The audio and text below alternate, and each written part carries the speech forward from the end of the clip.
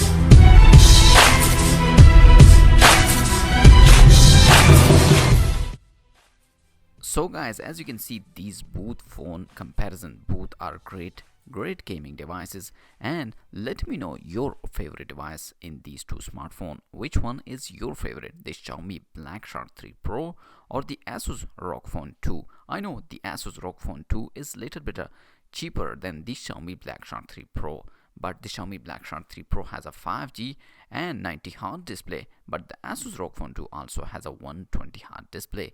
But Xiaomi Black Shark 3 Pro, the first devices that has the 270 touch sensing. But let me know your thought in the comment section, and your smartphone, which one you pick for your gaming experience. Let me know your thought in the comment section, and also like this video, subscribe for more tech videos, enable the bell icon for the latest video notification. I'll see you in my next video. Peace out.